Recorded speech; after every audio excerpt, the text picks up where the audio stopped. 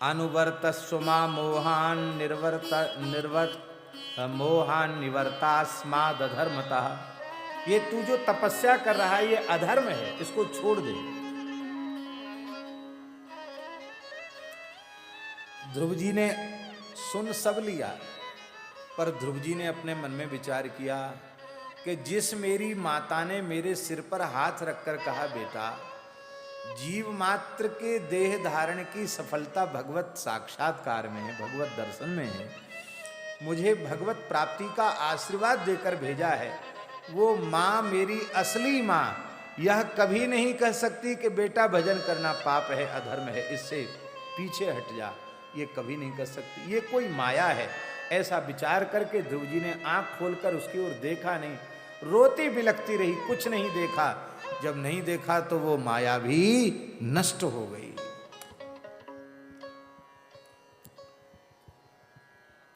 अब याम नाम के देवता देवराज इंद्र के सहित विघ्न किए, वो विघ्न से भी विचलित नहीं हुए। मायामयी माता सुनीति को उपस्थित कर दिया, उसने भी विघ्न नहीं कर पाया। तब देवताओं ने फिर तीसरा विघ्न किया। भयंकर सिंह व्याघ्र बड़े बड़े दाढ़ वाले विकराल राक्षस अस्त्र शस्त्र लेकर डरावने शब्द करते हुए ध्रुव जी को खाने के लिए दौड़े। अब तो भजन में विक्षेप हो जाएगा, पर ध्रुव जी उस भयंकर डरावने दृश्य को देखकर, उन शब्दों को सुनकर भी विचलित नहीं है। उनके मन में आया, मैंने तो निश्चय कर लिया है कि मैं भगवान का भजन करूंगा, अब शरीर को कोई खाए तो खा जाए, हमको क्या लेना देना। इसलिए वो बैठे हैं, शांत भाव से बैठे हैं। अंत में महाराज वह माया भी नष्ट हो गई।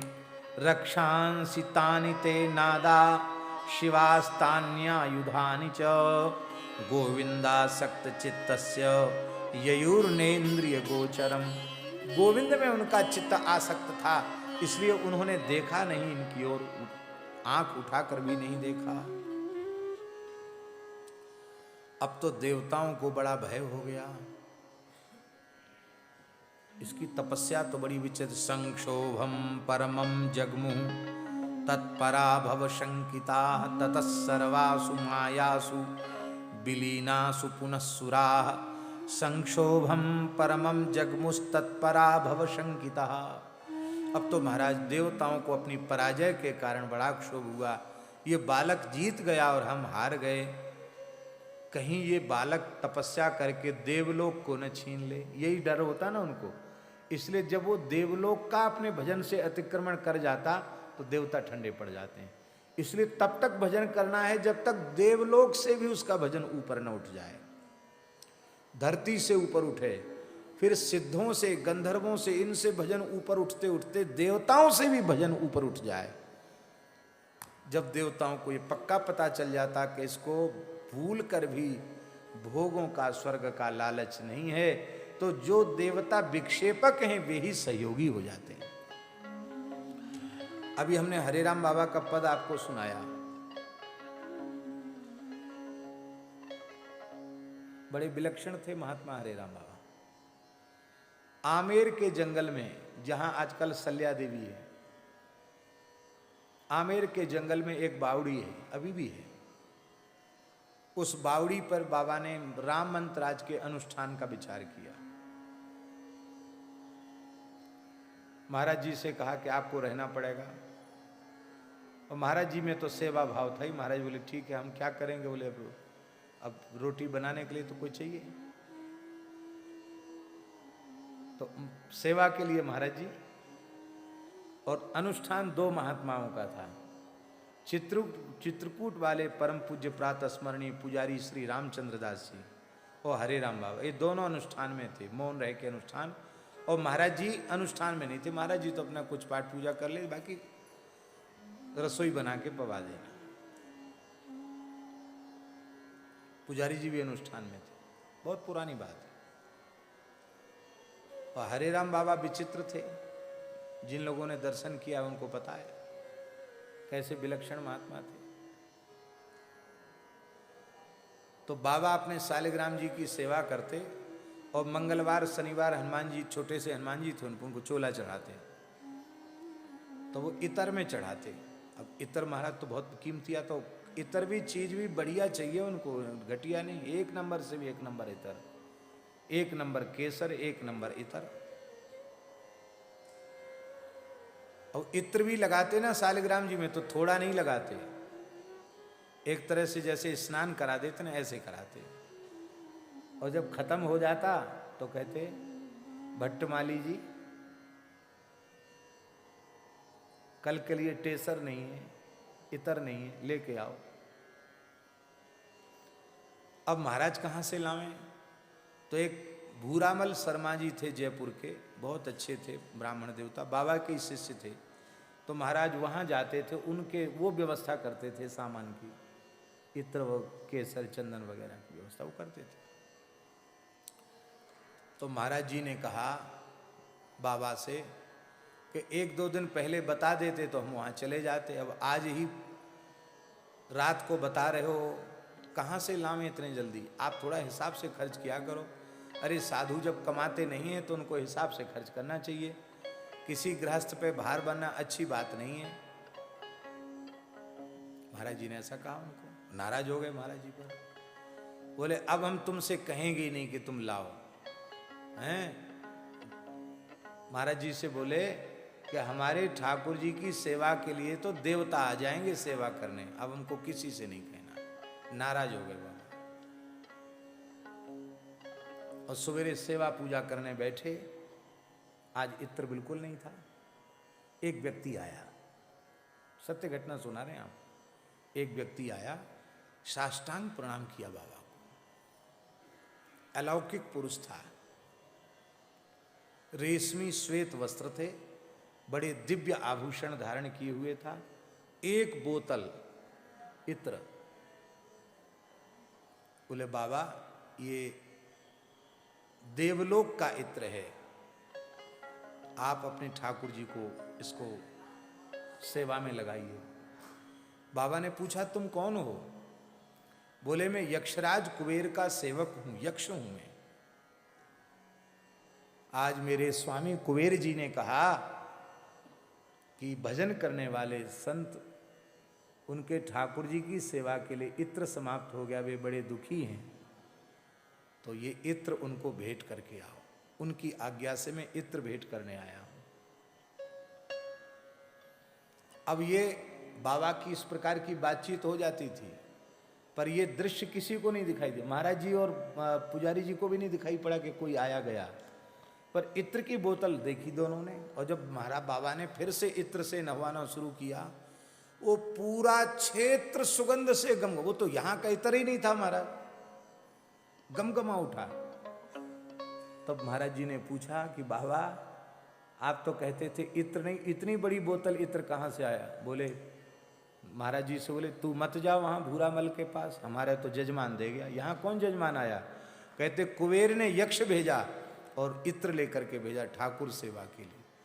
तो महाराज जी ये बात कहते थे कि बाबा के जैसे निर्मल भाव से, निष्काम भाव से कोई साधु भजन करे तो देवता भी उनकी सेवा करके अपने को धन्य मानते हैं। पर होए निष्काम निर्लोभ, भगवत सेवा में अनुराग वाला। बोलो भक्तवत्सल भगवान की। अब तो देवता भगवान की शरण में गए। देवा ऊचू देव देव जगन्नाथ परेश पुरुषोत्तम ध्रुवस्य तपसा तप्तास्त्वां वयं शरणं गता। हे देवादिदेव, हे जगन्नाथ, हे जगदीश्वर, हे पुरुषोत्तम, हम ध्रुव जी की तपस्या से तप रहे हैं, आपकी शरण में आए हैं। हे जनार्दन, जैसे चंद्रमा अपनी कलाओं से प्रतिदिन बढ़ता है, ऐसे ही ध्रुव निरंतर बढ़ता चला जा रहा है। हम भयभीत हो रहे हैं, कहीं ऐसा न हो हमारे लोक न छिन जाएं। हम आपकी शरण में हैं, हमको भय से बचाइए। न विद्मः किं सशक्रस्त्वं सूर्यत्वं किमभीप्सति वित्तपाम्बुपसोमानां साभिलाषः पदेषु किम्। हम नहीं समझ पा रहे हैं कि वो इंद्र बनना चाहता है कि सूर्य बनना चाहता है कि कुबेर बनना चाहता है कि वरुण बनना चाहता है कि चंद्रमा बनना चाहता है। ये किस पद को प्राप्त करना चाहता? इंद्र पद चाहता कि सूर्य पद चाहता कि चंद्र पद चाहता कि कुबेर पद चाहता है कि यमराज का पद चाहता है कि वरुण का पद चाहता है? हम लोग घबरा रहे हैं हमारी कुर्सी न छिन जाए, इसलिए शल्यमुद्धृदया शल्यमुद्धर, हमारे हृदय से ये कांटा निकाल दीजिए। भगवान मुस्कुराने लगे। नेन्द्रत्वं न च सूर्यत्वं नैवाम्बुपधनेशतां प्रार्थयत्येष यं कामं तं करोम्यखिलं सुरा तं करोम्यखिलं सुरा। हे देवताओं, मेरा भक्त ध्रुव इंद्र नहीं बनना चाहता, सूर्य नहीं बनना चाहता, वरुण कुबेर का पद भी नहीं चाहता है। वो क्या चाहता है मुझे मालूम है, इसलिए तुम डरो मत कि तुम्हारा पद छिन जाएगा, तुम्हारी कुर्सी छिन जाएगी, डरो मत। अपने अपने निवास स्थान को विगत ज्वराः स्वस्थानम यात, विगत ज्वर होकर निश्चिंत होकर अपने अपने लोकों को चले जाओ। ऐसा कहकर के भगवान गरुड़ पर विराजमान हुए और गरुड़ारूढ़ भगवान मधुवन में पधारे। गत्वा ध्रुवमुवाचेदं चतुर्भुज बपुर्हरि, चतुर्भुज धारण करने वाले भगवान पधारे। ध्रुव जी को दर्शन देने नहीं, ध्रुव जी का दर्शन करने आए भगवान। इतना छोटा बालक भजन में लगा है। भगवान ने ध्रुव जी के सामने प्रकट होकर के कहा, हे उत्तानपाद कुमार ध्रुव, मैं तुम्हारी उपासना से प्रसन्न हूं। वरदोहमनुप्राप्तो वरम वरय सुब्रत, मैं वरदान देने के लिए आया हूं, वरदान मांग लो। तुमने अपनी वृत्ति को बाहर से बटोर कर अंतर्मुख कर दिया और अंतर्मुख करके मुझ में अपने चित्त को लगा दिया, इससे मैं प्रसन्न हूं। बहुत ध्यान से सुने, भगवान कह रहे हैं कि तुमने अपनी चित्त वृत्ति को अंतर्मुख करके मुझ में लगा दिया, इससे मैं प्रसन्न हूं। ध्यान में आई बात?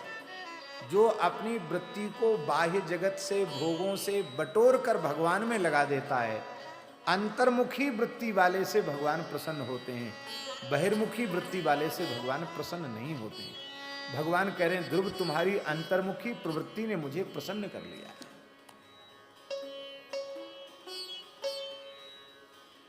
ध्रुव जी ने भगवान का दर्शन किया। उन्मीलिताक्षो ददसे ध्यान दृष्टम हरिम पुरा, जिस स्वरूप का ध्यान में दर्शन कर रहे थे उसी स्वरूप को जब सामने देखा तो शंख चक्र गदा सार्ंग बरासिधर मच्युतम किरीटिनम समालोक्य जगाम शिरसा मही। शंख चक्र गदा सार्ंग धनुष खड्ग धारण किए हुए भगवान को देख करके साष्टांग प्रणाम किया ध्रुव जी ने। रोमांचित हो गए ध्रुव जी और मन में सोचने लगे कि किम बदाम स्तुतावस्य केनोक्ते नास्य संस्तुति इत्याकुल मतिर देव तमेव शरणं ययौ। प्रभु कृपा पूर्वक मेरे सामने प्रकट भये हैं, मैं प्रभु से क्या कहूं। सुना है अपनी माता जी से कि किसी महात्मा के सामने, ऋषि मुनि के सामने, किसी भक्त के सामने भगवान प्रकट होते हैं तो वह स्तुति करता है। मुझे तो स्तुति का भी ज्ञान नहीं है, मैं कैसे स्तुति करूं। भागवत जी में तो ध्रुव जी के मन की बात जानकर भगवान ने ऐसा किया, पर यहाँ तो ध्रुव जी ने कहा है, ध्रुव उवाच भगवन् यदि मे तोषम तपसा परमंगतः स्तोतुम तदहमिच्छामि गतमेनं प्रयच्छ मे वरमेनं प्रयच्छ मे। हे भगवान, यदि आप हमारी तपस्या से प्रसन्न हैं तो मेरी तो एक ही इच्छा, स्तोतुम तत अहम इच्छामि, अहम तत अहम स्तोतुम इच्छामि। मैं आपकी स्तुति करना चाहता हूं, बस यही कृपा कीजिए कि मैं आपकी स्तुति कर सकूं, क्योंकि ब्रह्मादि देवता भी आपकी स्तुति करते हैं, वेद भी आपकी स्तुति करते हैं। मैं छोटा सा बालक, अपठित बालक, मैं आपकी स्तुति करने के योग्य नहीं हूं। आप कृपा कीजिए, स्तोत्रम प्रवृत्तम त्वत्पादौ तत्र प्रज्ञाम प्रयच्छ में। आप ऐसी प्रज्ञा हमें दीजिए जिससे मैं आपका स्तवन कर सकूं, आपकी स्तुति कर सकूं। भगवान सुनकर मुस्कुराए। श्री पराशर उवाच शंख प्रांतेन गोविंदः तम पस्पर्श कृतांजलि। गोविंद प्रभु ने मुस्कुरा करके अपने शंख से ध्रुव जी के कपोल को छुआ दिया। थोड़ा सा शंख का जैसे ही स्पर्श कराया, महाराज शंख का स्पर्श होते ही ध्रुव जी की सोई हुई सरस्वती जागृत हो गई। भागवत जी में सुखदेव जी कह रहे हैं, कृतांजलिम ब्रह्ममयेन कम्मुना पस्पर्श बालं कृपया कपोले। और योऽन्तः प्रविश्य मम वाचमिमां प्रसुप्तां संजीवयत्यखिल शक्तिधर स्वधाम्ना अन्याश्च हस्तचरण श्रवणत्वगादीन् प्राणान् नमो भगवते पुरुषाय तुभ्यं। प्राणान् नमो भगवते पुरुषाय तुभ्यं। यहाँ महाराज जी ध्रुव जी की स्तुति बहुत लंबी है विष्णु पुराण में, और पूरा वेदांत तो उसमें भरा हुआ है। फिर भी दो चार श्लोक हम ध्रुव जी की स्तुति के अवश्य कहेंगे। ध्रुव उवाच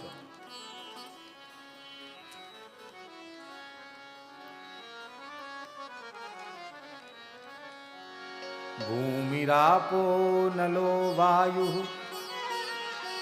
खं मनो बुद्धिरेव च भूतादिरादि प्रकृतिर्यस्य रूपं नतोऽस्मि तम्।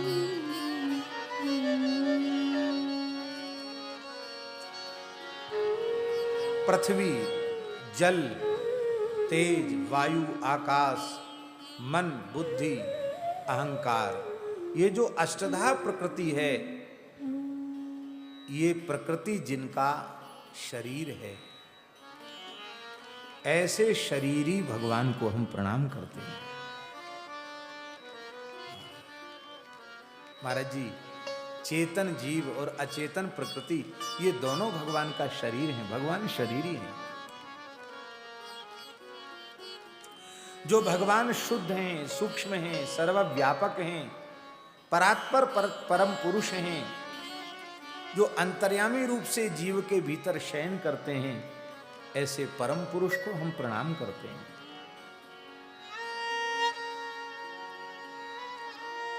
तम ब्रह्म भूतमात्मानमशेष जगतः पतिं प्रपद्ये शरणं शुद्धं त्वद्रूपं परमेश्वर। हे भगवान,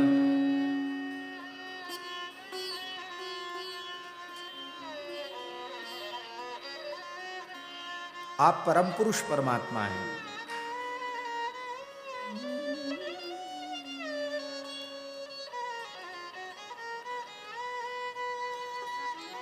जीव और प्रकृति दोनों के नियामक हैं।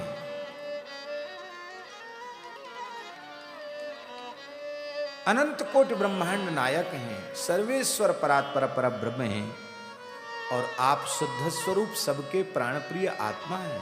हम आपकी शरण में हैं। हे भगवान, योगियों के लिए ध्येय आप ही हैं, आप व्यापक हैं। निरतिशय बृहत्तम होने के कारण आप ब्रह्म हैं। ब्रह्म माने होता जिससे बड़ा और कोई दूसरा न हो, जो अपने में सबको समेट ले उसको ब्रह्म कहते हैं। आप ब्रह्म हैं। हे भगवान, आप सर्वथा विकार रहित हैं, आप निर्विकार हैं। और फिर ध्रुव जी पूरा पुरुष सूक्त बोल रहे हैं। ये एक वैदिक पुरुष सूक्त है, ये पौराणिक पुरुष सूक्त है।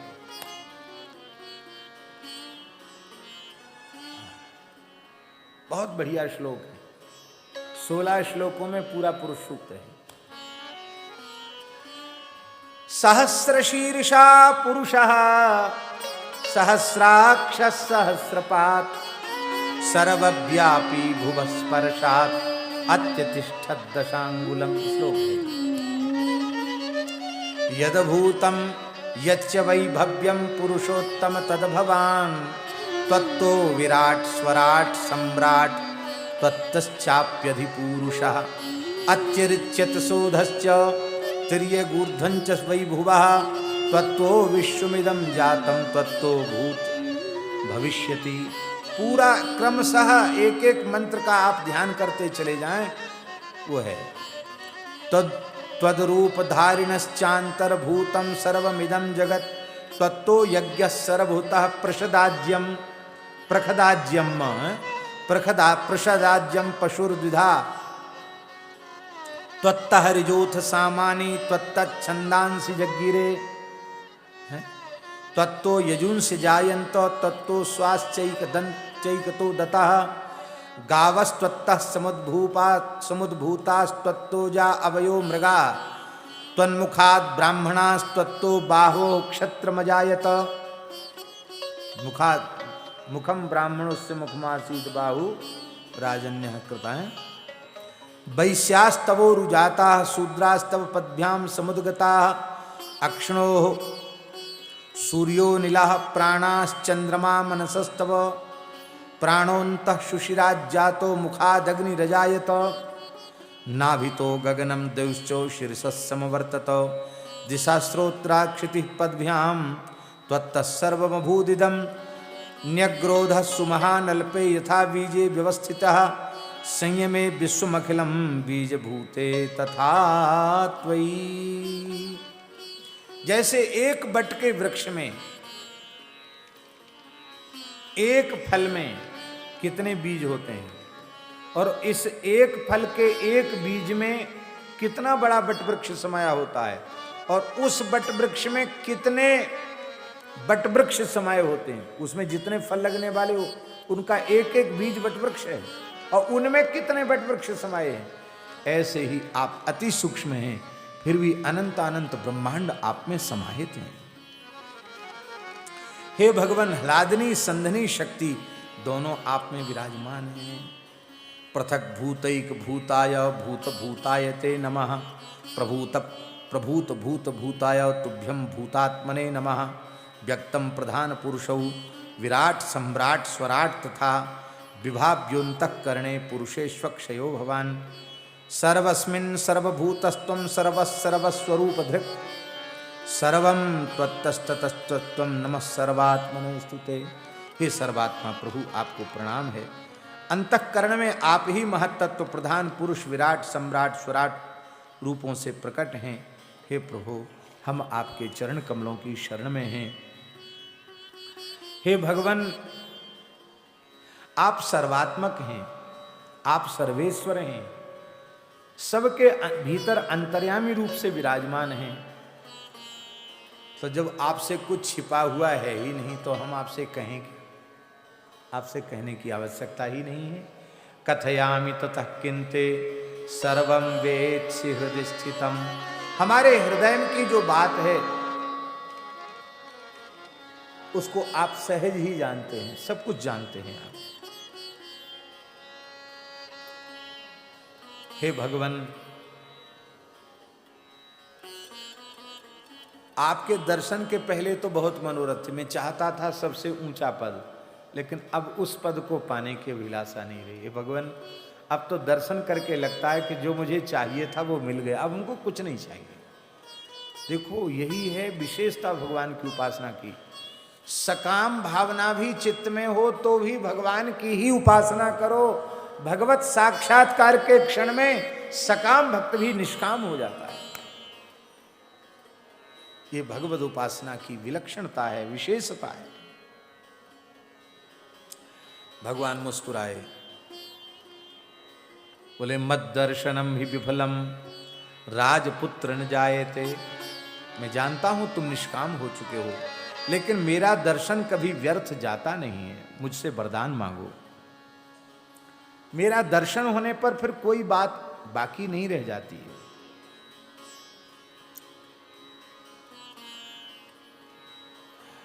ध्रुव जी ने कहा कि हे भगवान, मैं दुर्विनीत हूं,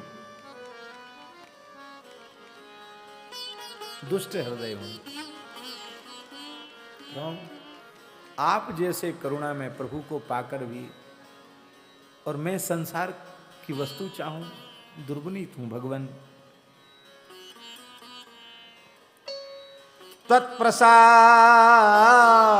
फलम भुंक्ते त्रैलोक्यम मघवानपि। आपकी कृपा से देवराज इंद्र पद भोग रहे हैं। हे भगवान, मैं आपके चरण कमलों को ही चाहता हूं।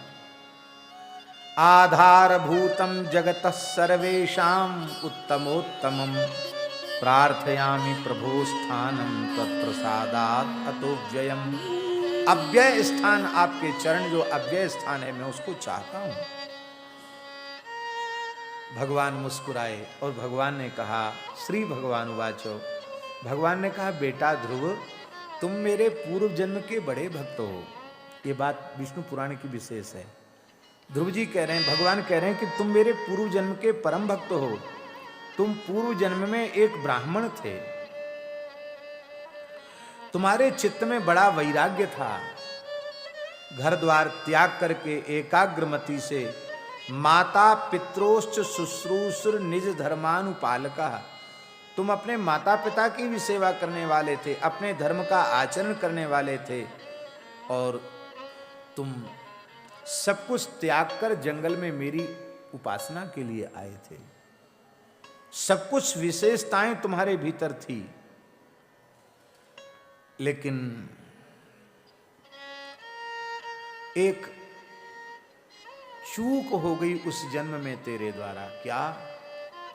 कालेन गच्छता मित्रम राजपुत्रस्तवा भवत्।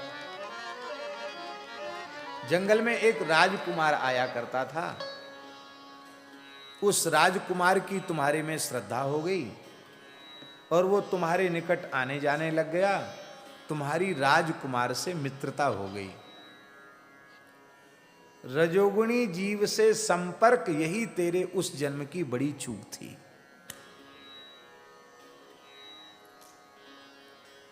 उसका दुष्परिणाम यह हुआ कि 5-6 महीने बाद ही तुझे मेरा साक्षात्कार प्राप्त होने वाला था, लेकिन राजकुमार से मित्रता हुई तो उसकी चमक दमक ठाट बाट रंग रूप देखकर तेरे मन में भी कभी कभी आ जाता था, अरे हमने तो ब्राह्मण कुल में जन्म लिया, बचपन से ही घर छोड़ दिया, तपस्या ही करते रहे, राजा लोग सुख भोगते हैं वो तो हमने भोग, देखो ये राजकुमार कितना ठाट बाट में है, कितना बढ़िया है। तो तेरे मन में राजकुमार के जैसे भोगों को भोगने की इच्छा हो गई और उसी बीच तेरे शरीर की आयु पूर्ण हो गई और इसीलिए तेरा उस जन्म में मोक्ष नहीं हुआ और तुझे ब्राह्मण पुत्र के बाद फिर क्षत्रिय पुत्र बनना पड़ा। किंतु बेटा, मैं जिस जीव को एक बार अंगीकार कर लेता हूँ फिर उसको ठुकराता नहीं हूँ। मेरी उपासना किसी जन्म में भी नष्ट नहीं होती है। तेरी जो पूर्व जन्म की तपस्या उपासना थी उसी के प्रभाव से इस छोटी आयु में तेरे मन में भजन करने का संकल्प हुआ और अब मैंने तुम्हें अपना लिया है। भवेयम राजपुत्रोहम इति वांछा त्वया कृता। उस समय तुम्हारे मन में एक बात आ गई थी कि यदि मैं राजकुमार होता तो मैं भी उत्तम भोग भोगता। इसी वासना ने तुम्हें राजकुमार बना दिया।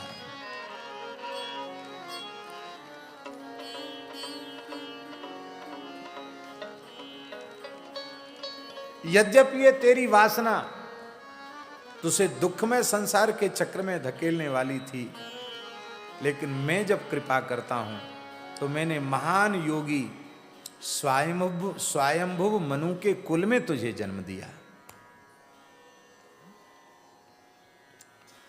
है ना गीता जी में,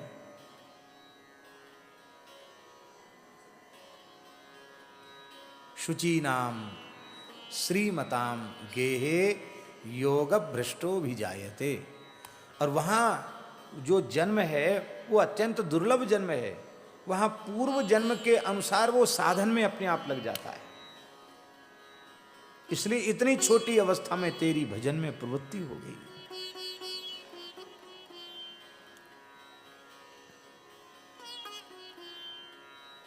बेटा मैं प्रसन्न हो जाऊं तो धरती के भोग तो किस गिनती में है।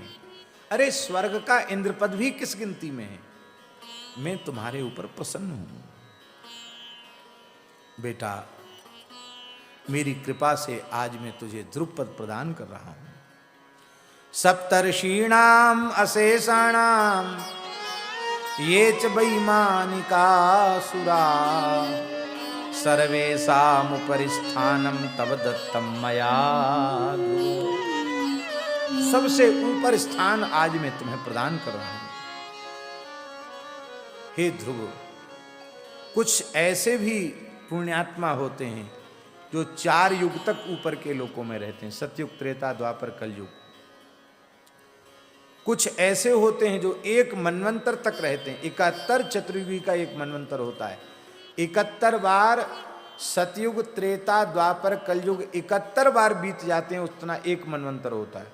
कुछ पुण्यात्मा ऐसे तो 1 मनवंतर तक ऊपर के लोकों में रहते हैं। अब कुछ पुण्यात्मा ऐसे होते हैं जो 1 कल्प तक रहते हैं। तो उनमें श्रेणी है। सबसे श्रेष्ठ कौन है? बोले जो 1 कल्प तक रहते हैं वो सबसे श्रेष्ठ हैं। इसलिए भगवान जब देते हैं तो चतुर्युग नहीं, मनवंतर नहीं, करहु कल्प भरी राज तुम मोहि सुमरहु मन माहि पुनि मम धाम पैहु जहां संत सब जाहि। भगवान कह रहे हैं केचित् चतुर्युगम यावन केचिन मनवंतरम सुरा तिष्ठन्ति भवतो दत्ता मया वै कल्प संस्थिति। 1 कल्प तक तुम वहां विराजमान रहोगे। 1 कल्प के बाद फिर क्या होगा? बोले इसके बाद फिर हमारे त्रिपाद विभूति, ये रमा वैकुंठ से भी ऊपर त्रिपाद विभूति वैकुंठ में तुम्हें आश्रय मिलेगा। गिरना तो नीचे है ही नहीं। सुनीतिरपिते माता त्वदासन्नाति निर्मला विमाने तारको भूत्वा तावत कालम निवत्स्यति। तुम्हारी माता सुनीति विमान पर विराजमान होकर, उसका लोक अलग होगा सुनीति माता का, एक तारे के रूप में वो भी आकाश में 1 कल्प तक रहेगी। ध्रुव तारे के निकट एक तारा वो माता है, सुनीति माता है।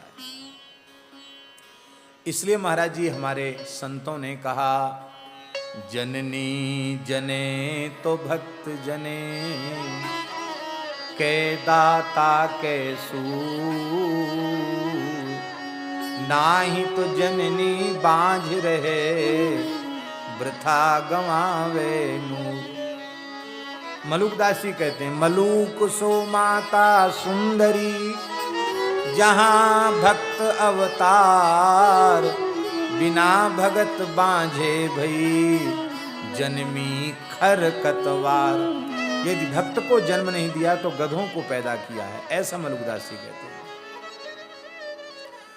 माता की कोख की सफलता, मातृत्व की सफलता इसी में है कि उनके गर्भ से किसी भक्त पुत्र का जन्म हो, भक्त पुत्री का जन्म हो। माताएं कहेंगी हमारे बस में थोड़ी कि भक्त पुत्र हो भक्त पुत्री हो। अरे नहीं, तुम्हारे बस में ये न होता तो ये बात कही ही क्यों जाती। ये केवल और केवल तुम्हारे अधिकार की चीज है, तुम्हारे बस की बात है ये। आप सुनीति माता बन जाइए तो आपका पुत्र ध्रुव हो जाएगा। सुनीति माता ने अपने पुत्र ध्रुव में रागद्वेष के संस्कार नहीं भरे, भजन के संस्कार भरे, भक्ति के संस्कार भरे, पुत्र ध्रुव हो गए। जन्म के बाद सावधानी नहीं, माता को सावधानी गर्भ से ही रखनी चाहिए। जीव गर्भ में आया कि माता साधन में लग जाए, एक क्षण भी व्यर्थ न गंवावे, सत्य भाषण करे, दिन में सोए नहीं, कभी झूठ नहीं बोले, निरंतर भगवान नाम का जप करे, पर्व पर्व पर पवित्र उत्तम पात्र ब्राह्मणों को दान करे, गौ माता की सेवा करे, नित्य भगवत चरणामृत ले, पूर्णिमासी को सत्यनारायण व्रत करे और पंचामृत नित्य ले, तुलसी की परिक्रमा करे, नित्य दीपदान करे, रामचरितमानस, श्रीमद् भगवद गीता, विनय पत्रिका, भक्तमाल आदि पवित्र ग्रंथों का पाठ करे, कथा कीर्तन सुने, पवित्र गव्य पदार्थों का आहार ले, निरंतर भगवत चिंतन करे। फिर देखो गर्भ से जो बालक हो गया बालिका, वो जन्म से ही इतनी भक्त होगी कि तुम्हारी कोख धन्य हो जाएगी। कोख नहीं, तुम्हारा कुल तर जाएगा।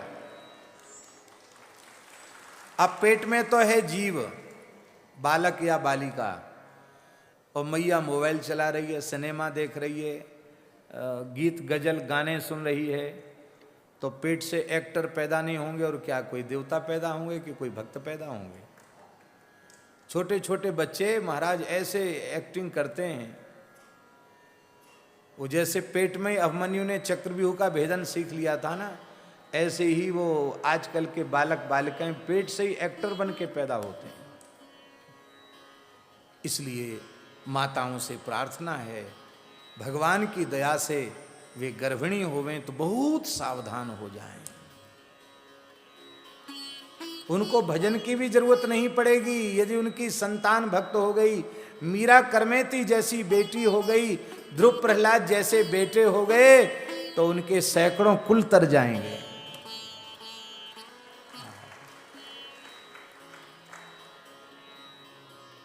श्रद्धेय स्वामी राम सुखदास जी महाराज भी तो किसी माता के पुत्र होंगे। धन्य है उस माता को जिसने ऐसे संत को जन्म दिया। ऐसे तमाम महापुरुष, तमाम भक्त, गोस्वामी तुलसीदास जी को जन्म देने वाली, कबीरदास जी, श्री रैदास जी महाराज, श्री धना जी, श्री मीराबाई, श्री करमेती बाई, इनको जन्म देने वाली माता ही तो थी। धना जी को जन्म देने वाली माता ही तो थी। धन्य है। बोलो भक्तवत्सल भगवान की।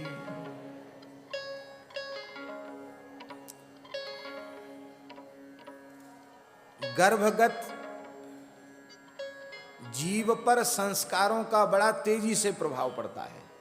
और महाराज जी जन्म के बाद फिर 16 वर्ष की आयु तक बच्चे पर ध्यान देना। कितने वर्ष तक? बालक या बालिका 16 वर्ष तक। लालयेत पंचवर्षाणी, 5 वर्ष तो बहुत सावधानी की छोटी अवस्था की। अभी कल की बात है, वो दृश्य आंखों से हटता नहीं है। पूज्य पथमेड़ा महाराज जी, हम लोग सब गौ माता के साथ मंदिर की परिक्रमा करने गए। कल शुक्रवार को गौ माता ठाकुर जी की परिक्रमा करती है शाम को। तो गौ माता ने मूत्र त्याग किया। एक छोटी सी बच्ची, मुश्किल से 5-6 साल की बच्ची होगी, वो दौड़ के भीड़ में घुस के गई और तुरंत अपनी अंजलि में मूत्र लेकर के अपनी मैया को दिया, अपने मुख में डाला, ऊपर छिड़का। तो हमको तो लगा कोई देवी तो नहीं आ गई इस बीच में, क्या पता मंदिर है, पता नहीं कौन आ गया हो। लेकिन निश्चित उस बालिका का कितना पवित्र संस्कार होगा। इतनी छोटी बच्ची थी और इतने भाव से उसने अंजलि में लिया, ऐसे दौड़ी, सबसे पहले दौड़ के उसने लिया भीड़ में घुस करके। इतने छोटे बच्चे को कोई समझा भी नहीं सकता, इतनी छोटी बच्ची।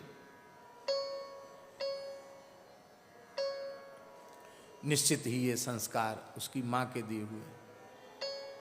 अब कितने बच्चे होते हैं महात्माओं को देख के उनके प्राण कंठगत हो जाते हैं, चिल्लाने लग जाते, रोने लग जाते हैं। क्यों? उनकी मैया समझा देते, बेटा रो मत। क्यों? वो लंबी दाढ़ी वाला बाबा जी आएगा, झोली में धर के ले जाएगा।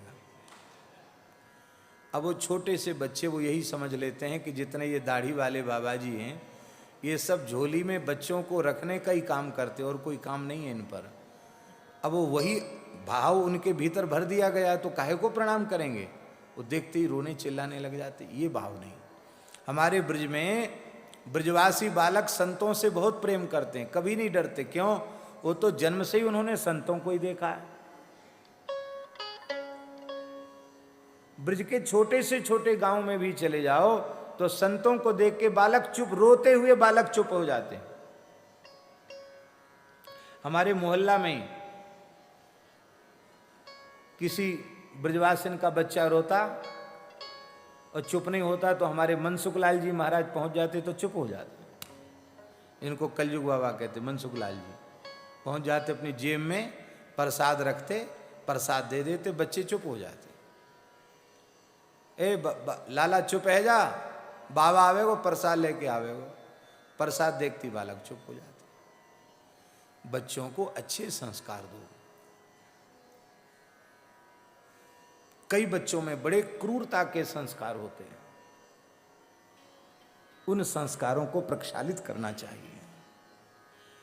हिंसा के दृश्य तो कभी गर्भिणी माता को नहीं देखने चाहिए। ऐसे नाटक सिनेमा जिनमें लड़ाई झगड़ा मार धाड़, ये सब नहीं देखना चाहिए। उसका पूरा प्रभाव गर्भगत बालक के ऊपर होता है। अश्लील साहित्य कभी नहीं पढ़ना चाहिए। अच्छे साहित्य को पढ़ना चाहिए, अच्छे दृश्यों को देखना चाहिए। हमने देखा है महापुरुषों के जीवन में जितने महापुरुषों, दिव्य लोकोत्तर महापुरुषों के चरित्र हैं, उनके जीवन चरित्र का आप शोध करो तो उनको जन्म देने वाली माता बहुत भजन करने वाली माता है। हमारे ब्रज के महान सिद्ध संत पूज्य पंडित श्री गया प्रसाद जी महाराज, गिरिराज जी वाले बाबा सरकार, सती अनुसुईया में एक महापुरुष रहते थे। उन्होंने उनकी माँ को कहा था कि तुम राम राम करो और भक्त पुत्र का जन्म होगा। माता जी नवान्न पारायण करती थी, मानस का राम नाम का जप करती थी। जब गर्भ में थे पंडित जी महाराज तो कैसा लोकोत्तर महापुरुष उनके गर्भ से पैदा हुआ। ये सब शिक्षा है, और ये शिक्षा अपनी बहुओं को, बेटियों को देना चाहिए। अब बेटियों को शिक्षा ही नहीं।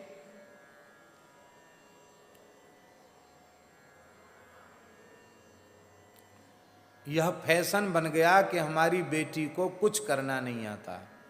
कुछ करना नहीं आता तो वो बड़े घर की बेटी, बड़े बाप की बेटी है। बताओ, माता को भोजन कराना ना आवे तो उसके लिए कितनी लज्जा की बात है। आज की बालिकाओं को रसोई बनाना नहीं आता।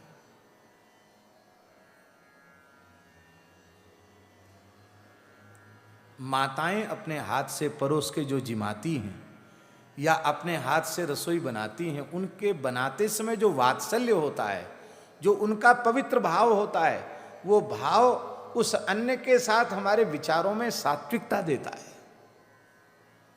अब सब नौकर के हाथ का खा रहे हैं। नौकर के हाथ का खाने से नौकर जैसा दिमाग हो रहा है। सात्विकता जीवन में नहीं है। यद्यपि ग्रह सेवक सेवकनी,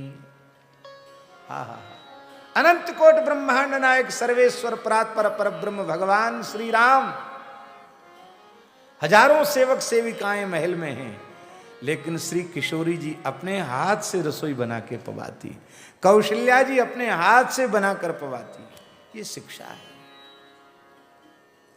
यहां श्री बकुला माता भगवान के रसोई घर के बिल्कुल सामने बैठी हैं। एक गवाक्ष खुला हुआ है, उससे वो पूरी रसोई पर नजर रखती है। क्यों? ठाकुर जी को बढ़िया बढ़िया जिमाना ये उन्हीं का काम है। श्री नंदगांव में आज भी एक पाटा है, नंद महल में एक लकड़ी का पट्टा है, उसको जसोदा जी का आसन कहा जाता है। तो गोसाई जब बनाते हैं तो उस पाटा पर बैठकर बनाते, जसोदा बनकर लाल जी के लिए भोग बनाते हैं। ये भाव की तो बात है भैया, यशोदा भाव से ठाकुर जी की रसोई बनाते हैं। इसलिए हमारी प्रार्थना है, भगवान ने चाहे जितनी संपन्नता दी हो, बहुत उत्तम पक्ष है कि ये जॉब जॉब का भूत मत चढ़ाओ उनकी खोपड़ी पर, अपने घर में ठाकुर सेवा पधराओ, उनको ठाकुर जी की पूरी रसोई बनाना सिखाओ। माताओं की सबसे बड़ी सेवा है अपनी संतान में उत्तम संस्कारों को सृजित करना, स्थापित करना, उनका संवर्धन करना। ये माताओं का सबसे बड़ा कार्य है।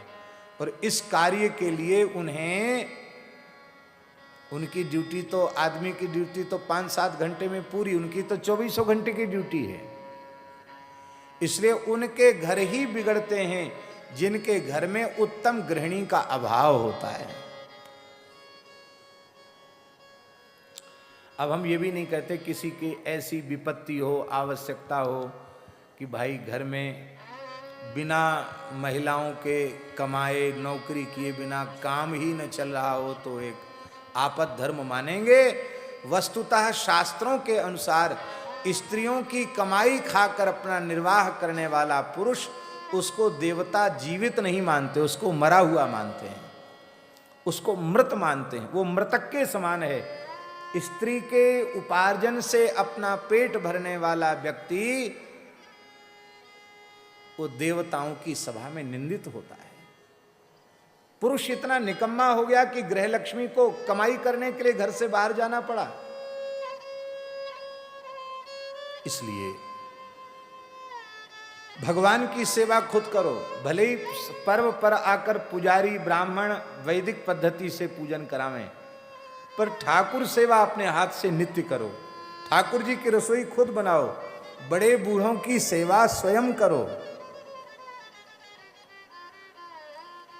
उनसे जो उनको प्रसन्नता होगी और उस प्रसन्नता में वे जो आशीर्वाद देंगे, उससे जो मिलेगा वो तुम्हारे लाख प्रयत्न करने पर भी दूसरे किसी साधन से नहीं मिलेगा, जो बड़े बूढ़ों के आशीर्वाद से मिलेगा।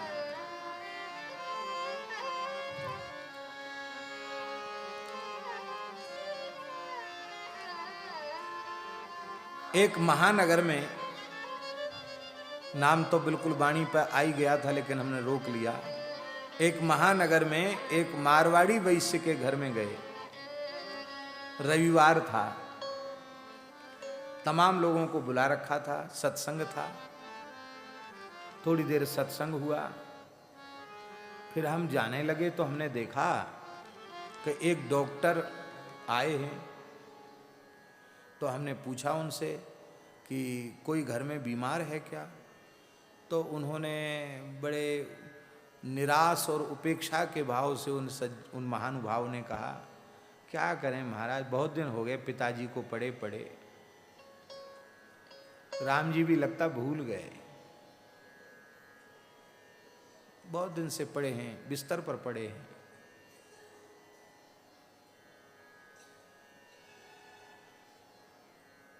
हमने कहा आप बैठते नहीं हैं उनके पास? कहते हमको फुर्सत नहीं, सवेरे चले जाते रात को आते, आज रविवार है इसलिए थोड़ी छुट्टी मिल गई। वैसे महाराज जी कोई सेवा में कमी नहीं है, डॉक्टर लगा रखा है, नर्स लगा रखी है, एक कंपाउंडर हमेशा पास में रहता है। हम आपको सत्य कहते हैं, हमारे मन में बड़ी पीड़ा हुई। कहने का ढंग इस प्रकार का था, उसने एक बार भी हमसे नहीं कहा कि चलो पिताजी को हमारे दर्शन दे दीजिए, पिताजी से मिल लीजिए। तो मैंने कहा कि चलें पिताजी के पास। बोले महाराज थोड़ा वो साफ सुथरा कम रहता है, लेकिन चलो। गए तो मैंने देखा वो वृद्ध इतने प्रसन्न हो गए, इतने प्रसन्न हो गए, उनकी आंख भर आई। राम राम किया, कहा सिर पे हाथ रख दो।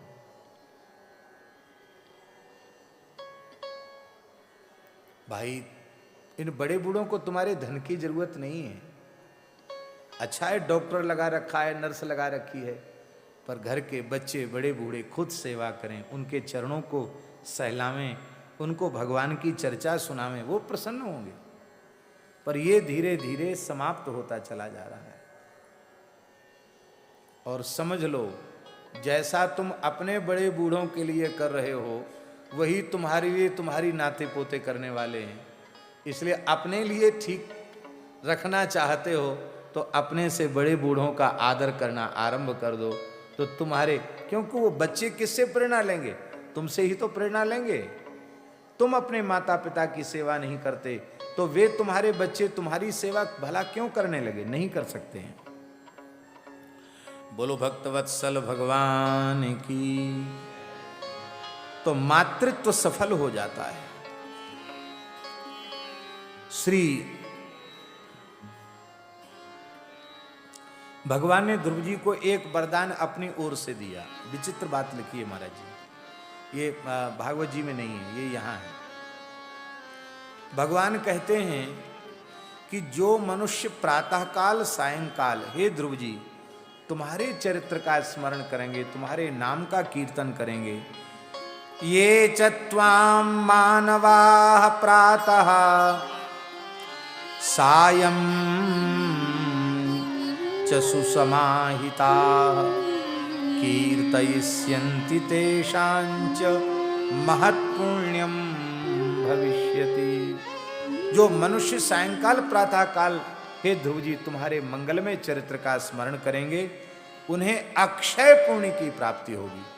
इसलिए यज्ञ हो तो ध्रुव चरित्र का स्मरण करो, पितरों का श्राद्ध हो तो श्राद्ध अक्षय हो जाता है। इतनी महिमा है ध्रुव जी के चरित्र की। श्री पराशर महर्षि कहते हैं कि ध्रुव जी भगवान श्री हरि की कृपा से ध्रुव पद पर स्थित हुए।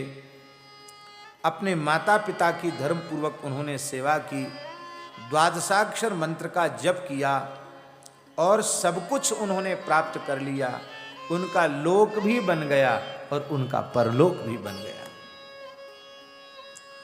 श्री शुक्राचार्य जी महाराज ने, जो दैत्यों के गुरु हैं, उन्होंने ध्रुव जी के विमान में जाते हुए ध्रुव जी को देख करके, काल के सिर पर पैर रखकर ध्रुव जी को विमान में जाते हुए देख करके श्री शुक्राचार्य जी महाराज ने कहा, बड़े प्यारे श्लोक हैं, भागवत जी में तो नारद जी ने गाए हैं, यहां शुक्राचार्य जी गा रहे हैं। अहोस्य तपसो वीर्यम अहोस्य तपसफलम यदेनं पुरुतः कृत्वा ध्रुवं सप्तर्षय स्थिताः ध्रुवस्य जननी चेयं सुनुतिर्नाम सुनृता अस्याश्च महिमानं कः शक्तो वर्णयितुं भुवि। शुक्राचार्य जी महाराज कह रहे हैं कि ध्रुव जी की तपस्या का कैसा प्रभाव है, ध्रुव जी के भजन का कैसा अद्भुत फल है, जो आज सप्तर्षि जिनकी सब पूजा करते हैं, वे सप्तर्षि हाथ जोड़कर ध्रुव जी की परिक्रमा करते रहते हैं। ध्रुव जी को आगे खड़े करके सप्तर्षि स्थित हैं।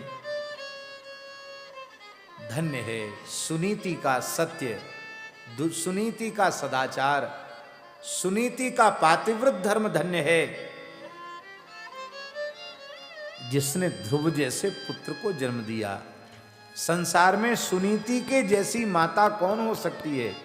शुक्राचार्य जी कहते, कौन ऐसा विद्वान है जो सुनीति माता की महिमा का वर्णन कर सके? बोलो सुनीति माता की।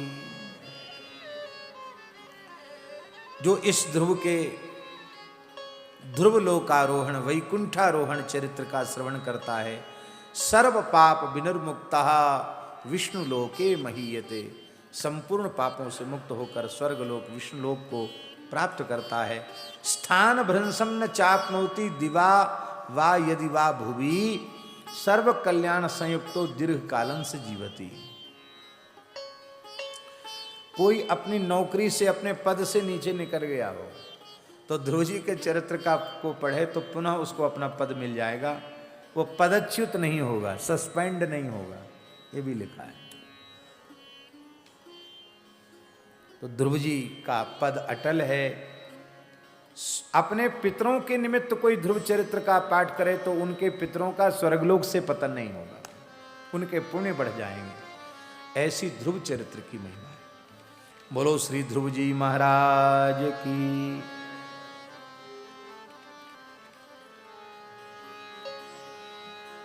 श्रीमन नारायण नारायण नारायण हरि, हमारे लिए देर प्रभु काहे को करी। श्रीमन नारायण नारायण नारायण हरि, हमारे लिए देर प्रभु काहे को करी। श्रीमन नारायण नारायण नारायण हरि, हमारे लिए देर प्रभु काहे को करी। श्रीमन नारायण नारायण नारायण हरि, हमारे लिए देर प्रभु काहे को करी। हमारे लिए देर प्रभु काहे को करी। हमारे लिए देर प्रभु काहे को करी। बड़ी है लालसा मन में, बड़ी है लालसा मन में, तुम्हें घनश्याम पा जाऊं। बड़ी है लालसा मन में, तुम्हें घनश्याम पा जाऊं। कहानी अपने दुखों की तुम्हें सारी सुना जाऊं। कहानी अपने दुखों की तुम्हें सारी सुना जाऊं। अनेकों जन्म विषयों के लिए मैंने गंवाए हैं। अनेकों जन्म विषयों के लिए मैंने गंवाए हैं। बड़ा यह कीमती जीवन, सफल इसको बना जाऊं। बड़ा यह कीमती जीवन, सफल इसको बना जाऊं। बड़ी है लालसा मन में, तुम्हें घनश्याम पा जाऊं। बड़ी है लालसा मन में, तुम्हें घनश्याम पा जाऊं।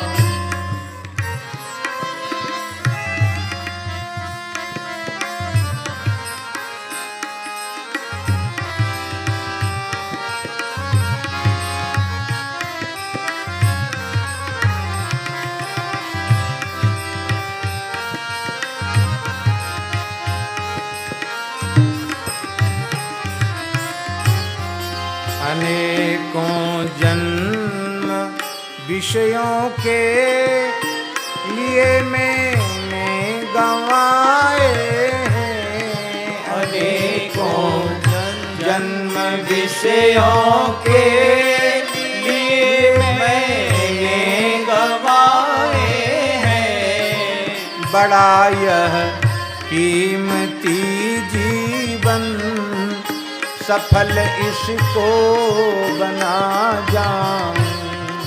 बड़ा यह कीमती जीवन, सफल इसको बना जाऊं। बड़ी है लालसा मन में, तुम्हें घनश्याम पा जाऊं। बड़ी है लालसा मन में, तुम्हें घनश्याम पा जाऊं। ये तन धन सब तुम्हारा है, तुम्हारे हित लगा जाऊं। ये तन मन सब तुम्हारा है, तुम्हारे हित लगा जाऊं। ये तन धन सब तुम्हारा है, तुम्हारे हित लगा जाऊं। ये तन धन सब तुम्हारा है, तुम्हारे हित लगा जाऊं। कौन सा काम ऐसा है, कृपा से हो नहीं सकता।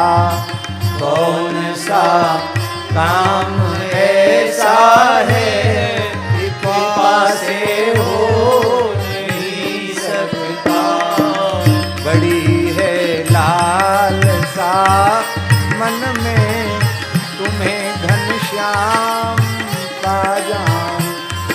बड़ी है लालसा मन में, तुम्हें घनश्याम पा जाऊं। गलत समझे थे हम अपना, नहीं कुछ भी हमारा है। गलत समझे थे हम अपना, नहीं कुछ भी हमारा है। एक रोया भी हमारा अपना नहीं है। एक बाल हमारा अपना होता तो हम कह देते खबरदार पकना मत, झड़ना मत। एक बाल के मालिक हम नहीं हैं। गलत समझे थे हम अपना, नहीं कुछ भी हमारा है। गलत समझे थे हम अपना, नहीं कुछ भी हमारा है।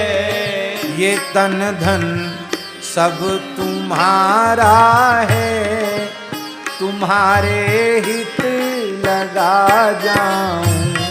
ये तन धन सब तुम्हारा है, तुम्हारे हित लगा जाऊं। बड़ी है लालसा मन में, तुम्हें घनश्याम पा जाऊं। बड़ी है लालसा मन में, तुम्हें घनश्याम पा जाऊं। कौन सा काम ऐसा है, कृपा से हो नहीं सकता। कौन सा काम ऐसा है, कृपा से हो नहीं सकता। बना दो इस तरह बानक, तुम्हारे पास आ जाऊं। बना दो इस तरह बानक, तुम्हारे पास आ जाऊं। बना दो इस तरह बानक, तुम्हारे पास आ जाऊं। बना दो इस तरह बानक, तुम्हारे पास आ जाऊं। बड़ी है लालसा मन में, तुम्हें घनश्याम पा जाऊं। बड़ी है लालसा मन में, तुम्हें घनश्याम पा जाऊं। मनोरथ राम का पूरा करो, मोहन दया सागर। मनोरथ राम का पूरा करो, मोहन दया सागर। मनोरथ राम का पूरा करो, राघव दया सागर। मनोरथ राम का पूरा करो, राघव दया सागर। तुम्हें पाकर के जीवन धन, तुम्ही में समा जाओ। तुम्हें पाकर के जीवन धन, तुम्ही में समा जाओ। बड़ी है लालसा मन में, तुम्हें घनश्याम पा जाऊं। बड़ी है लालसा मन में, तुम्हें घनश्याम पा जाऊं। बोलो श्री ध्रुव जी महाराज की। महर्षि पराशर वर्णन कर रहे हैं ध्रुव जी से उनकी पत्नी से शिष्टि और भव्य को दो संतान उत्पन्न हुई, शिष्टि और भव्य। भव्य से शंभु का जन्म हुआ और शिष्ट से उनकी पत्नी सुच्छाया ने रिपु, रिपु से रिपुंजय, और इस प्रकार से बड़े पवित्र वंश का विस्तार हुआ। इन्हीं ध्रुव जी के वंश में महान धर्मनिष्ठ महाराज अंग हुए।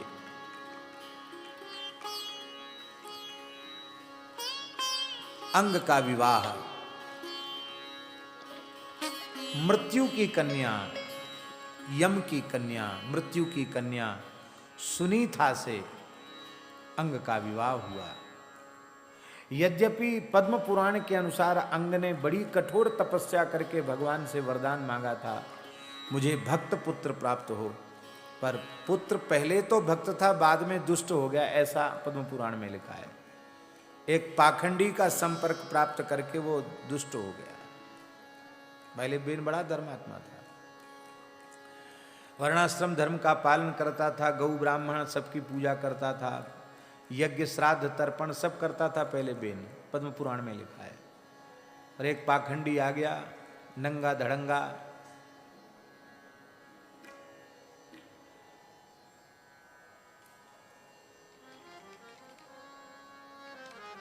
एक विशेष वेशभूषा को धारण किए हुए आ गया।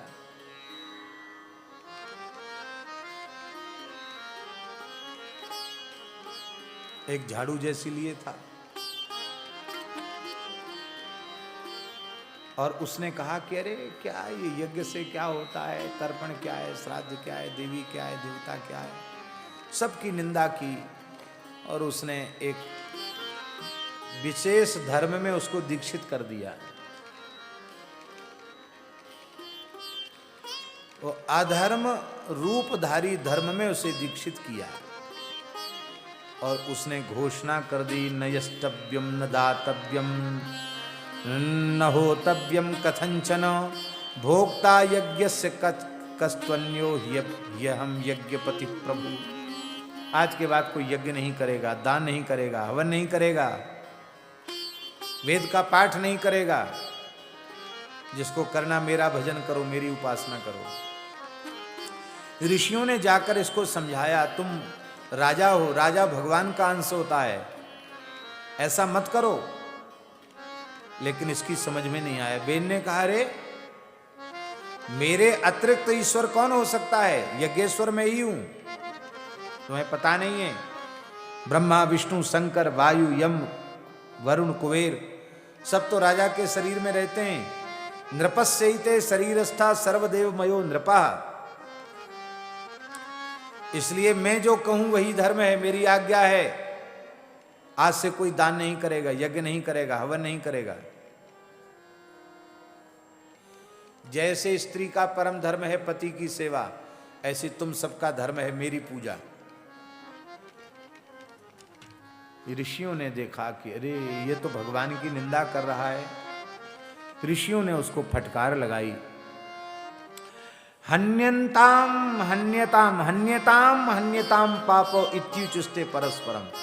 ऋषियों ने कहा कि जीवित रहने योग्य नहीं है, मारो इसको। अभी आपको पता नहीं है, साधुओं की जमात में ज्यादा साधुओं का समूह हो और कोई ऐसी घटना घट जाए और कोई कह दे मारो मारो मारो, तो फिर ये कोई नहीं समझता कि घटना क्या घटी। हमारे यहाँ साधु उसको कहते पंचायती मार। और बहुत से लोग और सभ्य भाषा का प्रयोग करते पंचायती पूजा। क्या? पंचायती सेवा पूजा। और पंचायती सेवा पूजा ऐसी होती है महाराज, पुलिस वाले तो बहुत पीछे हैं, पुलिस बेचारी क्या करेगी। एक घटना आपको सुनावें,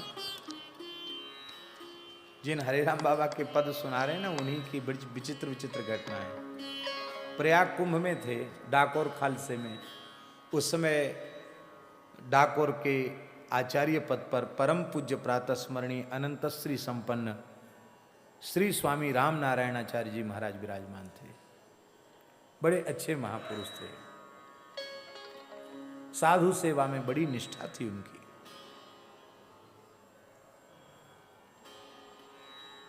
वो बड़े दुखी थे, तो बाबा ने पूछा कि आप दुखी क्यों हैं? अरे बोले महाराज खालसे में चोरी बहुत हो रही है और पूरे कुंभ में ही चोरी हो रही है।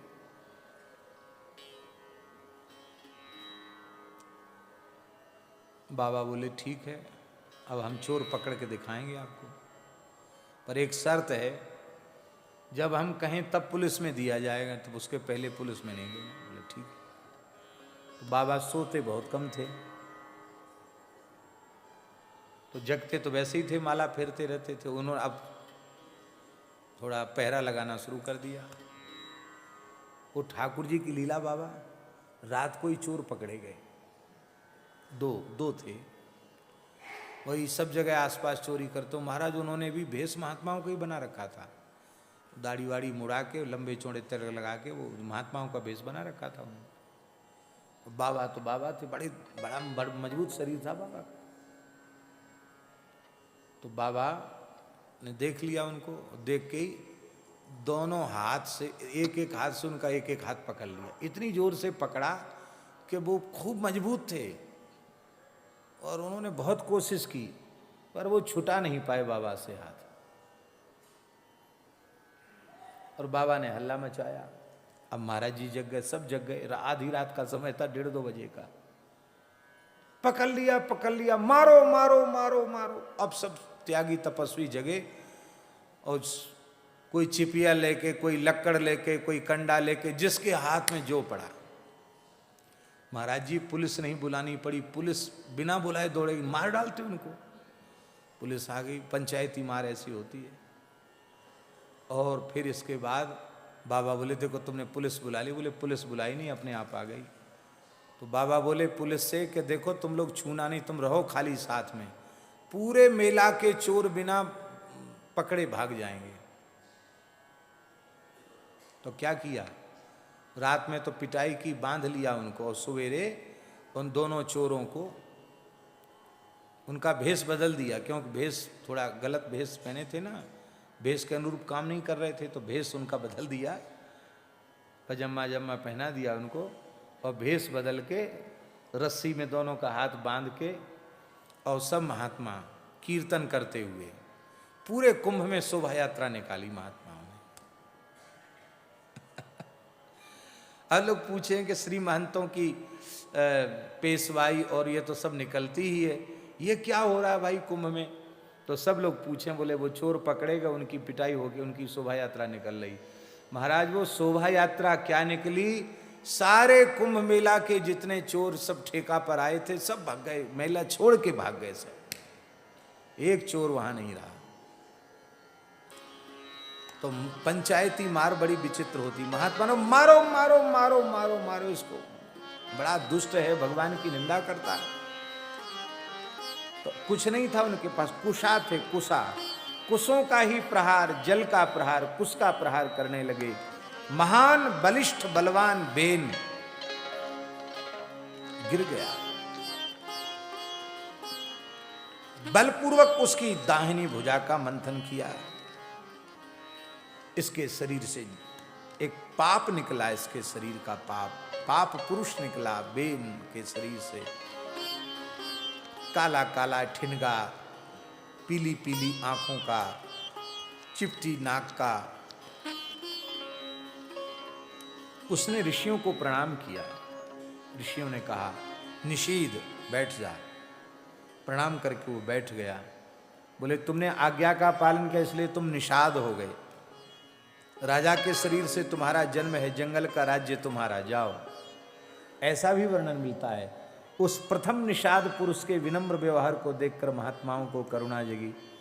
बोले, तुम चिंता मत करो, भले ही बेन के शरीर के पाप के अंश से पैदा हुए हो, तो पर तुम्हारे कुल खानदान में गुह निषाद महान भक्त होंगे, जिससे तुम्हारा कुल पवित्र हो जाएगा। ऐसा भी वर्णन मिलता है। फिर पुनः मंथन किया। दाहिने भाग से भगवान पृथु प्रकट हुए, बाम भाग से अर्ची महारानी प्रकट हुई। ब्रह्मा जी ने आकर के यह बताया कि ये साक्षात भगवान हैं। और महाराज जी श्री ब्रह्मा जी ने राज्याभिषेक किया। पितामहश्च भगवान देवैः आंगिरसैः सह स्थावराणि च भूतानि जंगमानि च सर्वशः संगम्य समागम्य तदा वैन्यम अभ्यसिंचन नराधिपम। चक्रवर्ती सम्राट के रूप में उनका अभिषेक कर दिया। हस्ते तु दक्षिणं च दक्षिणे चक्रम दृष्ट्वा तस्य पितामह विष्णोः अंशं पृथुं मत्वा परितोषं परम ययौ। दाहिने हाथ में बिना किसी रेखा के कटे हुए चक्र को देख करके बड़े संतुष्ट हुए और कहा, विष्णु चक्रम करे यस्य चिन्हं सर्वेषां चक्रवर्तीनां भवत्यव्याहतो यस्य प्रभावस्त्रदशैरपि। आज कोई चक्रवर्ती राजा नहीं है, लिखा है महाराज जी। चक्रवर्ती राजा के सिंहासन पर वही बैठ सकता है जिसकी हथेली के मध्य भाग में किसी रेखा से कटे हुए बिना पूर्ण चक्र का चिन्ह हो, वही चक्रवर्ती सम्राट हो सकता है। ये बात ब्रह्मा जी विष्णु पुराण में कह रहे हैं। और प्राचीन काल में चक्रवर्ती सम्राटों के हाथ में वो भगवान का चक्र हुआ करता था, जिससे सिद्ध होता था कि यह राजा भगवान का अंश है। बोलो भक्तवत्सल भगवान की।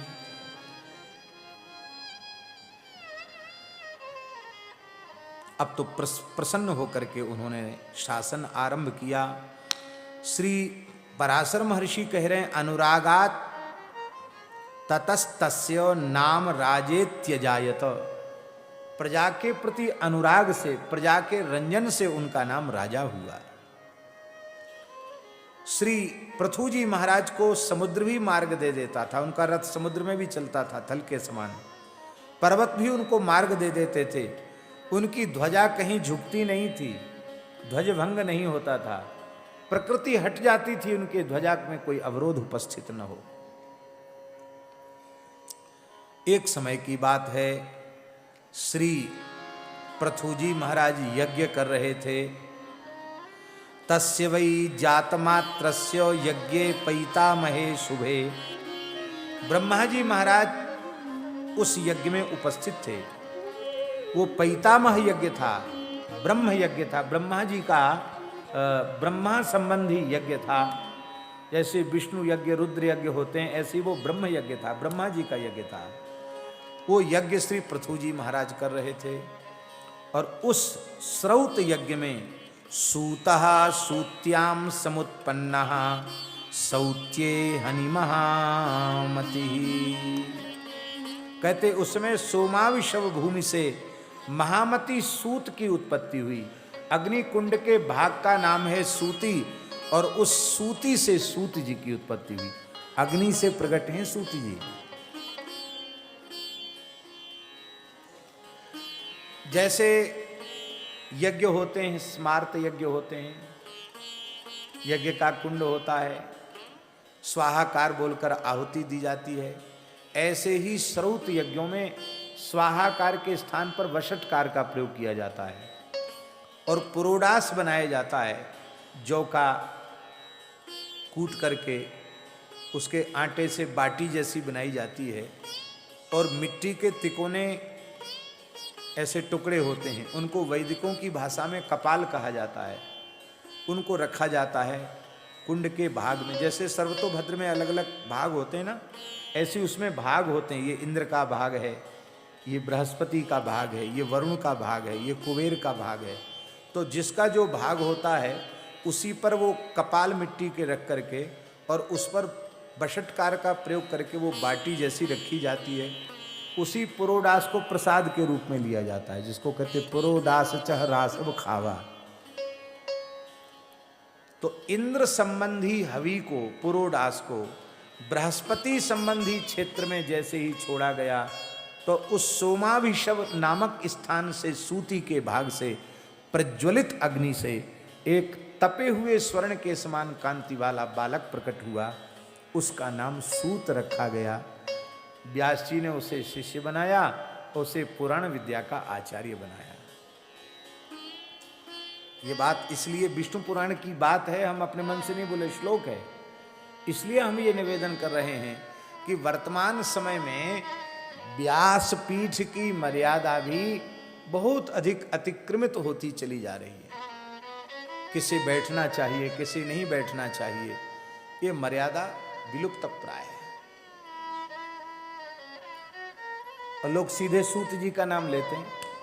सूत जी कहाँ ब्राह्मण थे, वो बैठे व्यासपीठ पर, कोई भी बैठ सकता है। पर पुराणों को उठाकर देखो, स्कंद पुराण में भी हमने लिखाया था, पद्म पुराण में भी लिखाया, अग्निर्वै ब्राह्मण, अग्नि ब्राह्मण है, पर उनका जो विलोमत्व है वो मंत्रकृत विलोमत्व है, पर वे ब्राह्मण हैं। यदि ब्राह्मण न होते तो उनके वध के बाद नैमिषारण्य के ऋषि यह क्यों कहते कि बलदेव जी आपको ब्रह्म हत्या लगी, आप ब्रह्म हत्या का प्रायश्चित कीजिए। उन्हें ब्रह्म हत्या का प्रायश्चित करना पड़ा। महामती सूत का जन्म पृथु जी के यज्ञ में हुआ। तस्मिन्नेव महायज्ञे तस्य वै जात मात्रस्य यज्ञे पैतामहे शुभे सूतः सूत्याम समुत्पन्नः सौत्ये हनि महामति। अब सूत मागधवंदी जनों ने भगवान की स्तुति की है। और महाराज जी, एक दिन की बात है, प्रजा अत्यंत व्याकुल होकर के पृथु जी के निकट आई। बोले महाराज, हम आपकी शरण में, हम भूख के मारे हमारी मृत्यु हो रही है। पृथु जी ने कहा कि आप लोग खेती नहीं करते क्या?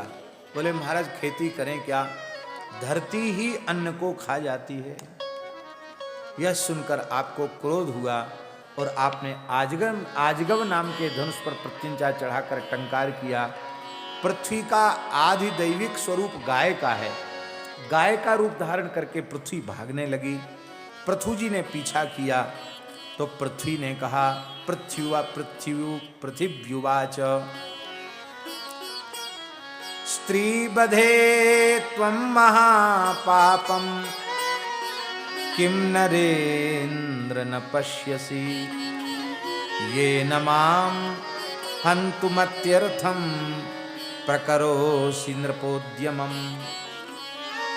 हे महान धर्मात्मन पृथु, क्या स्त्री वध का महापाप आपको दिखाई नहीं पड़ता? आप मुझे मारना चाहते हैं, मैंने गाय का रूप धारण किया फिर भी।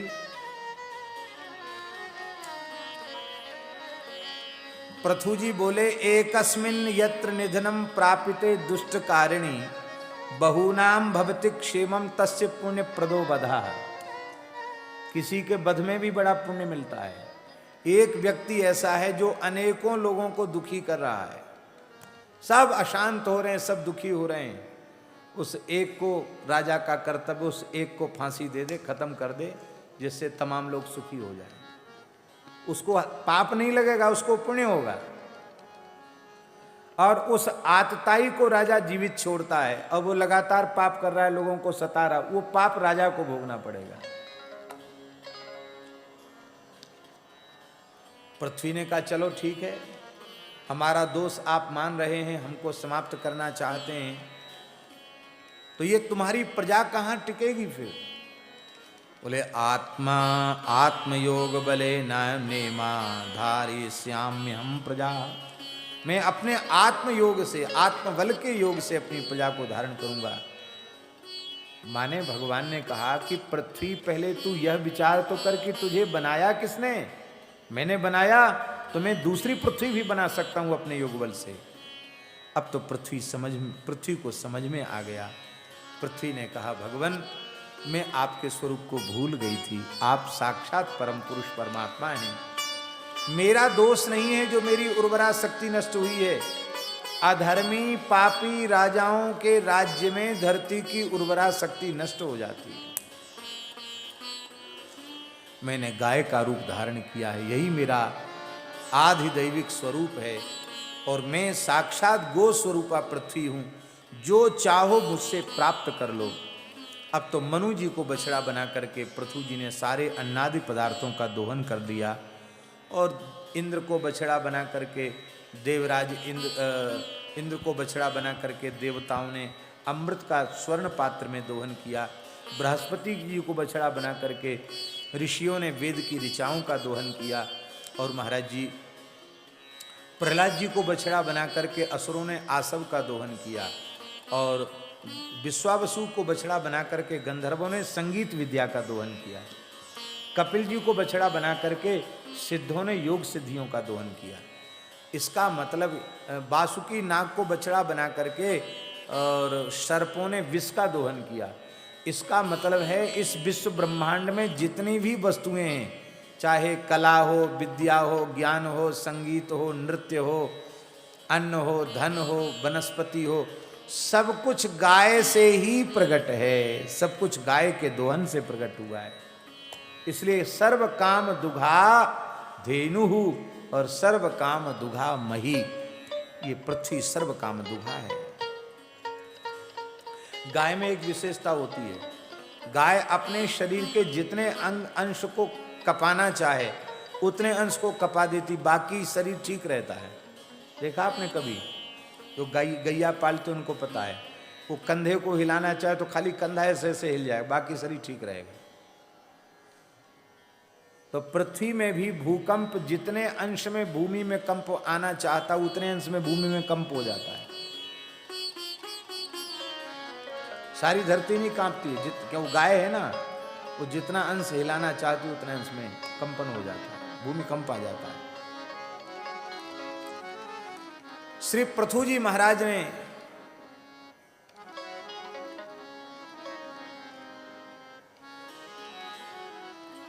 गौ माता की जय, गो माता जय, गोपाल भक्त वत्सल प्रभु दीन दयाल, जय गो माता जय, जय गोपाल भक्त वत्सल प्रभु दीन दयाल।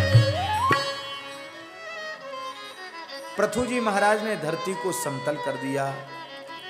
न सस्यानि न गोरक्ष्यम न कृषिर न बणिक पथः वैन्यात् प्रभृति मैत्रेय सर्वस्यैतस्य संभवः।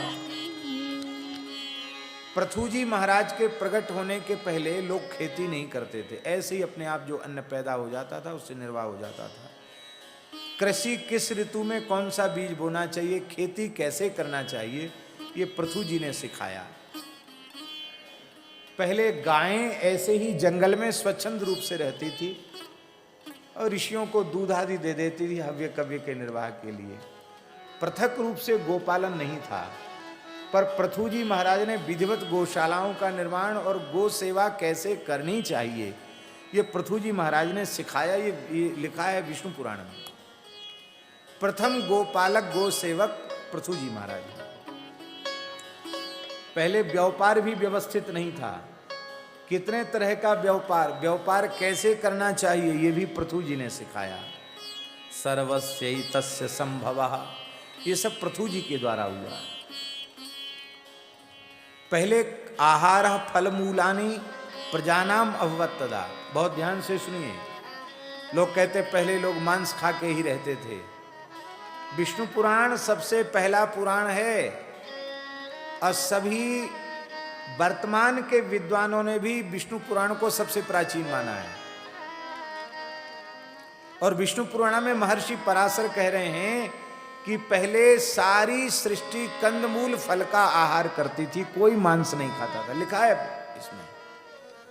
बाद में पृथु जी ने जब खेती करना सिखाया तब फल आदि के साथ अन्न आदि को भी ग्रहण करने लगे। अशुद्ध वस्तु कभी भी मनुष्य का आहार नहीं हो सकती है, इससे प्रमाणित हो जाता है। औषधियों की पहचान और औषधियों को उत्पन्न किया से पृथु जी महाराज ने। इस प्रकार से प्राणदाता सप्रथु यस्मात् भूमेरभूत पिता ततस्तु पृथ्वी संगाम अवापाखिल धारिणी। पृथु जी को अपना पिता माना इस धरती ने, धर्मता, इसलिए पृथु की धर्मपुत्री होने के कारण इसका नाम पृथ्वी हुआ। ये पृथ्वी इसका नाम हो गया। श्री पृथु जी का चरित्र देवता भी स्वर्ग में गाते हैं। बोलो श्री पृथु जी महाराज की जय। इन पृथु जी के चरित्र का जो श्रवण करता है उसके संपूर्ण पाप नष्ट हो जाते हैं और दुस्वप्नोपशमम नृणाम, उसके दुस्वप्न नष्ट हो जाते हैं और उसका परम कल्याण हो जाता है। बोलो भक्तवत्सल भगवान की।